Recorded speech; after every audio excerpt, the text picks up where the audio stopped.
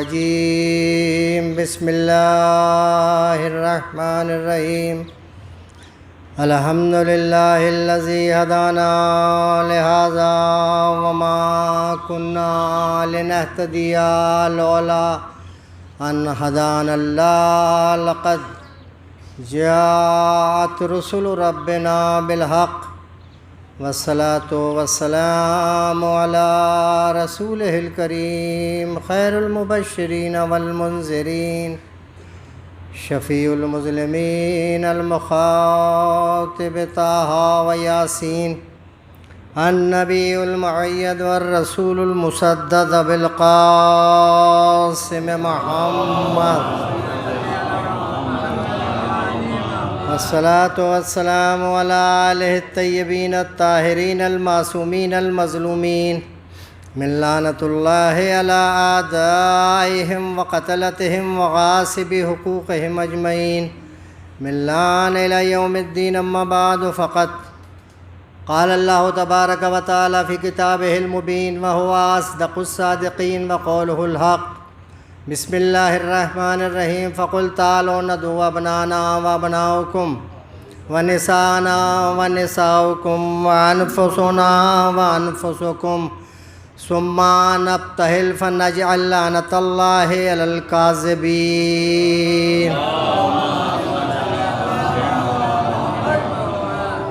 بس عزیزان محترم، اختصار کے ساتھ جمعہ ہے، چند منٹ آپ کے لینا چاہتا ہوں. یہ قرآن کی آیت آیہ مباہلہ کے نام سے یاد کی جاتی ہے. جب پیغمبر اسلام حضرت محمد مصطفیٰ صلی اللہ علیہ وآلہ وسلم نے دین اسلام کی تبلیغ شروع کی تو چاروں طرف آبادی میں آپ نے اپنے نمائندے بھیجے. لہٰذا ایک آبادی تھی مدینہ منورہ کے قریب جس کا نام تھا نجران. وہاں کے عیسائی، پوری آبادی عیسائیوں کی تھی. وہ بڑے پیسے والے، دولت والے، ثروت والے عیسائی تھے. لہٰذا نبی کریم نے جب ان کے پاس پیغام اسلام بھیجا تو انہوں نے یہ فیصلہ کیا کہ ہم رسول محمد سے پہلے گفتگو کر لیں، پہلے بات چیت کر لیں، اس کے بعد میں کوئی فیصلہ لیں گے. چنانچہ وہ مدینہ منورہ میں ایک وفد کی شکل میں آئے. اس وفد کے سردار کا نام تھا اسقف نجرانی. آنے کے بعد چونکہ دولت مند تھے، پیسے والے تھے، لہٰذا دولت کی نمائش،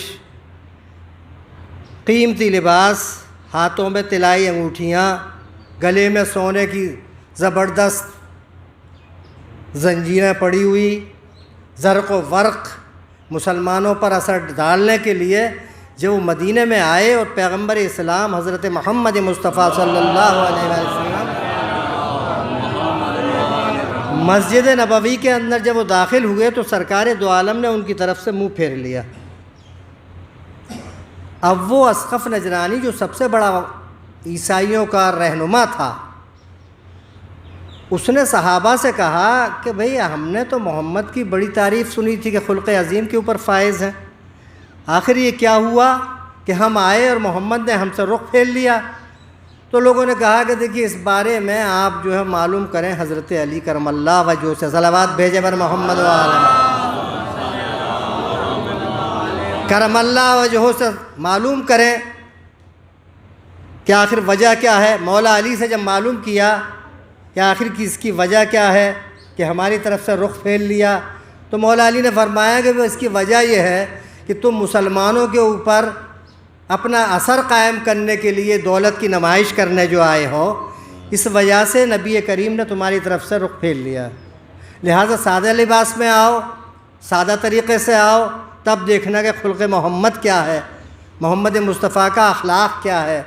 چنانچہ جب وہ سادے ڈریس میں، سادے لباس میں سرکار کے سامنے تشریف لائے تو تاریخ یہ بتاتی ہے کہ نبی کریم صلی اللہ علیہ وآلہ وسلم نے ان کے لیے اپنی عبا کو بچھا دیا، عیسائیوں کے لیے. یہ ایک درس ہے تمام مسلمانوں کے لیے کہ کسی غیر مسلم کی توہین نہیں کرنی چاہیے، اسلام یہ بتاتا ہے عزیزوں۔ ابا بچھا دی، اور اس کے بعد میں جب یہ تاریخ میں لکھا ہے کہ جب ان کی عبادت کا وقت ہوا تو نبی کریم نے حکم دیا کہ مسجد نبوی میں ویسے ہی عبادت کرو جیسا کہ تم کرتے ہو۔ یہ اخلاق محمد اور اسلام کا طریقہ ہے۔ آج ہم دوسروں سے جو تعصب کی بنیاد پر گفتگو کرتے ہیں، ایسا نہیں ہونا چاہیے، اسلام اس کی اجازت نہیں دیتا عزیزوں۔ لہٰذا جب بات ہوئی اور بحث و مباحثہ شروع ہوا تو پیغمبر سے کہا انہوں نے کہ یہ بتائیے کہ آپ کا عیسیٰ کے بارے میں کیا خیال ہے؟ نبی کریم نے فرمایا کہ عیسیٰ ابن اللہ نہیں ہیں بلکہ عبداللہ ہیں۔ تم کہتے ہو ابن اللہ، اللہ کا بیٹا کہہ رہے ہو نا، لیکن ابن اللہ نہیں ہے حضرت عیسیٰ، بلکہ عبداللہ ہیں، اللہ کے بندے ہیں۔ کہا کہ نہیں، اس کی وجہ یہ ہے ہم اس لیے کہتے ہیں کہ وہ بغیر باپ کے پیدا ہوئے، ان کے کوئی باپ نہیں تھا۔ تو آپ نے فرمایا کہ اگر یہی دلیل ہے تو حضرت آدم کو دیکھو کہ جب اللہ نے نہ ماں کا سہارا لیا نہ باپ کا سہارا لیا اور حضرت آدم کو خلق کر دیا، تو جو اللہ آدم کو بغیر ماں باپ کے خلق کر سکتا ہے وہ خدا بغیر باپ کے حضرت عیسیٰ کو پیدا نہیں کر سکتا۔ لیکن دلیل پیغمبر کی ماننے کو تیار نہیں ہے عیسائی، لہٰذا حکم ہوا، سورہ اخلاص نازل ہوئی نبی کریم کے اوپر، اور سورہ اخلاص جب آئی تو نبی نے پڑھ کر سنائی، بسم اللہ الرحمن الرحیم، قل هو اللہ احد اللہ الصمد لم یلد ولم یولد ولم یکن لہ کفوا احد۔ اے میرے پیغمبر ان سے کہہ دیجئے اللہ بسم اللہ الرحمن الرحیم، قل هو اللہ احد، اللہ ایک ہے، اللہ الصمد، اللہ بے نیاز ہے، لم یلد نہ وہ کسی کا باپ ہے، ولم یولد نہ وہ کسی کا بیٹا ہے، ولم یکن لہ کفوا احد، اور نہ اس کی کوئی جورو ہے، نہ اس کی کوئی بیوی ہے۔ کیونکہ طلیسم کہلاتے ہیں عیسائی، تین خداؤں کو مانتے ہیں۔ مشرک اسی لیے کہلاتے ہیں کہ اللہ کو مانتے ہیں، اس کی بیوی مریم، اس کا بیٹا عیسیٰ، لہٰذا سورہ اخلاص نازل ہوا، لیکن پیغمبر کی بات وہ ماننے کو تیار نہیں ہے۔ تو عزیزو آپ دیکھیں کہ جو صاحب کتاب ہے، جو وجہ تخلیق کائنات ہے، جو سید المرسلین ہے، جس کے پسینے سے تمام انبیاء کی خلقت ہوئی ہے، جو انبیاء کا سردار ہے، سید المرسلین ہے، جب قرآن اس کے لیے کافی نہیں ہو رہا، پیغمبر قرآن کی آیتیں پڑھ پڑھ کر سنا رہے ہیں، سورے پڑھ کر سنا رہے ہیں، جب قرآن محمد کو کافی نہ ہوا تو 1.5 پیسے کے ملا کو کیسے کافی ہو سکتا ہے عزیزو؟ جو حسبنا کتاب اللہ کا جس نے دعویٰ کیا تھا وہ سچا نہیں تھا بلکہ جھوٹا تھا۔ یہ سچائی کا تو لیبل چاہنے والوں نے لگا دیا ہے۔ صلوات بھیجے بر محمد و آل محمد۔ تو آپ دیکھیں عزیزو کہ اللہ نے جب یہ دیکھا کہ یہ کٹ حجتی سے نہیں باز آتے تو آیت نازل کی، فَقُلْ تَعَالُوا نَدْعُوا أَبْنَاءَنَا وَأَبْنَاءَكُمْ، اے میرے حبیب کہہ دیجئے ان سے کہ ہم اپنی بیٹوں کو بلا کے لائیں، تم اپنے بیٹوں کو لاؤ، وَنِسَاءَنَا وَنِسَاءَكُمْ، ہم اپنی عورتوں کو بلا کے لائیں، تم اپنی عورتوں کو بلا کے لاؤ، وَأَنفُسُنَا وَأَنفُسُكُمْ، ہم اپنے نفوسوں کو بلائیں اور تم اپنے نفوسوں کو بلاؤ، ثُمَّ نَبْتَهِلْ فَنَجْعَلْ لَعْنَةَ اللَّهِ عَلَى الْكَاذِبِينَ، ہمارے تمہارے درمیان میں جو بھی جھوٹا ہوگا اس پر اللہ کی لعنت آ جائے گی۔ لہٰذا جب بس اختصار کے ساتھ کیونکہ وقت تنگ ہے اور جمعہ کا دن ہے، صلوات بھیجے پر محمد و آل محمد، لہٰذا پیغمبر آج کس طرح جا رہے ہیں؟ جیسے قرآن نے فرمایا، فَقُلْ تَعَالُوا نَدْعُوا أَبْنَاءَنَا وَأَبْنَاءَكُمْ۔ روز مباہلہ تاریخ میں ہے کہ سرکار اس طرح سے گئے جس طرح سے حکم پروردگار تھا۔ ابناءنا کی جگہ کو امام حسن امام حسین علیہ السلام کو لیا، وَنِسَاءَنَا وَنِسَاءَكُمْ، تم اپنی عورتوں کو لاؤ۔ تو ازواج رسول تو 11 ہیں کم سے کم، زیادہ سے زیادہ کم سے کم 9 ہیں، کسی بیوی کو آج نہ لیا۔ وَأَنفُسُنَا وَأَنفُسُكُمْ، صحابہ اکرام بہت ہیں، جانشین محمد بہت ہیں، لیکن آج دیکھیں آپ کہ صرف مولائے کائنات امیر المومنین علی ابن ابی طالب۔ آج یہ کہا جاتا ہے کہ صاحب رسول اللہ کے 4 بیٹیاں اور تھیں، نبی کے فاطمہ زہرا کے علاوہ 3 بیٹیاں اور تھیں، تو آج کہاں گئی مباہلے کے اندر؟ آج مقابلہ ہے، مباہلہ ہے، تلوار سے نہیں ہے عزیزو، آج مقابلہ ہو رہا ہے، روحانی جنگ ہے، آج حق و باطل کی لڑائی ہے، آج یہ فیصلہ ہونا ہے کہ حق کدھر ہے اور باطل کدھر ہے، آج جھوٹ کدھر ہے اور سچ کدھر ہے، آج اس کا فیصلہ ہونا ہے۔ تو عزیزو آج تو وہ جائے گا جو اللہ کی طرف سے منتخب ہوگا، آج تو میدان مباہلہ میں وہ جائے گا جو طیب و طاہر ہوگا، آج تو وہ جائے گا جسے اللہ نے منتخب کر کے بھیجا ہوگا۔ انسانوں کے بنائے ہوئے نہیں جائیں گے بلکہ اللہ کے بنائے ہوئے آج مقابلے کے لیے جائیں گے، اس لیے کہ آج مقابلہ ہے، دشمنان اسلام سے مقابلہ ہے، تو آج وہ جائیں گے کہ جنہیں اللہ نے منتخب کر کے بھیجا ہے۔ صلوات بر محمد اور یہی ہوا عزیزو کہ جب پنجتن پاک کا جلوہ اسقف نجرانی نے دیکھا تو کہنے پر مجبور ہو گیا، کہا کون کون آ رہا ہے؟ کہا محمد ہیں، ان کے دونوں نواسے ہیں، ان کی بیٹی ہے اور ان کے داماد ہیں۔ تو اٹھ کر کھڑا ہو گیا اور کہنے لگا خدا کی قسم یاد رکھو کبھی وقت کے نبی سے کسی نے تکرار نہیں کی، کسی نے بحث و مباحثہ نہیں کیا۔ یاد رکھو اپنے عیسائیوں سے کہا جو کہ وہ ساتھ لے کر آیا تھا کہ میں وہ صورتیں دیکھ رہا ہوں، وہ میں چہرے دیکھ رہا ہوں کہ اگر یہ کہہ دیں کہ سامنے سے پہاڑ ہٹ جائے تو پہاڑ ہٹ جائے گا۔ یہ کون کہہ رہا ہے؟ جو مقابلہ کرنے کے لیے آیا ہے، جو مباہلہ کرنے کے لیے آیا ہے، جو محمد مصطفیٰ کا دشمن بن کر آیا ہے، وہ آج کہہ رہا ہے کہ میں کلمہ پڑھنے کو تیار ہوں، میں لا الہ الا اللہ محمد الرسول اللہ کا پڑھنے کو تیار ہوں، اس لیے کہ محمد حق پر ہیں۔ تو فائدہ کسے پہنچا؟ اہل بیت کی ذات سے عزیزو فائدہ پہنچا محمد مصطفیٰ کو، فائدہ پہنچا قرآن کو، فائدہ پہنچا اسلام کو۔ وہ لڑنے کے لیے اس غرض سے نہیں آئے تھے کہ مولا علی کو وہ خلیفہ نہیں مان رہے تھے، وہ عصمت کبریٰ کے قائل نہیں تھے، وہ علی کو خلیفہ بلا فضل نہیں مان رہے تھے، ایسا نہیں ہے۔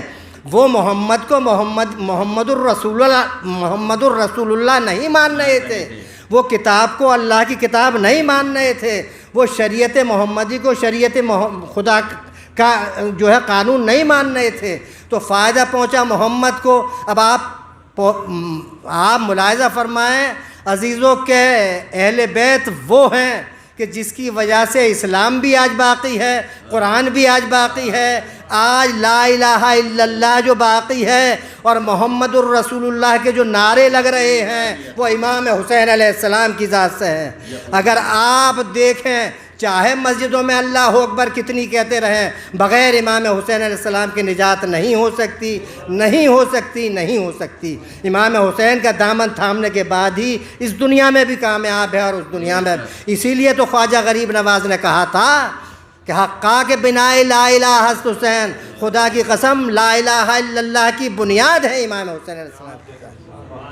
صلوات بر محمد و آل محمد۔ بس عزیزو اب آپ دیکھیں کہ ایام کون سے ایام محرم جس کے لیے ہم زندہ ہیں۔ ایک روایت ملی شاہ عبدالعزیز محدث دہلوی، وہ لکھتے ہیں، اہل سنت کے بڑے جید عالم ہیں، وہ لکھتے ہیں کہ رسول اللہ بی بی ام سلمہ کے گھر تشریف لائے اور آنے کے بعد کہا کہ ام سلمہ میں اندر جا رہا ہوں، حجرے میں آرام کر رہا ہوں، کسی کو آنے مت دینا۔ لہٰذا رسول اللہ آرام فرما رہے ہیں، اسی اثناء میں حضرت امام حسین علیہ السلام جن کی 6 یا 7 سال کی عمر ہے تشریف لائے اور کہا نانی جان نانا کہاں ہے؟ کہا بیٹا تمہارے نانا جو ہے وہ حجرے میں آرام فرما رہے ہیں۔ کہا کہ نانا نے یہ کہہ دیا ہے کہ اندر کوئی نہ آئے۔ بھئی یہ سننا تھا کہ مولا حسین اشکبار ہوئے، آواز حسین سن کے رسول اللہ حجرے سے تشریف لائے۔ کہا ہے ام سلمہ میں نے تجھ سے یہ تو نہیں کہا تھا کہ حسین کو بھی روک لینا؟ ارے میرا دل کا چین ہے حسین، تو نے اس کو کیوں روک لیا؟ بھئی یہ کہہ کر حجرے سے آئے اور آنے کے بعد آغوش میں لیا اور پھر حجرے کے اندر آرام فرما ہوئے۔ روایت لکھتے ہیں شاہ عبدالعزیز محدث دہلوی کہ کچھ دیر کے بعد ام سلمہ فرماتی ہیں کہ میں نے حجرے سے رسول اللہ کو روتے ہوئے کیا، رسول اللہ کو رونے کی آواز سنی۔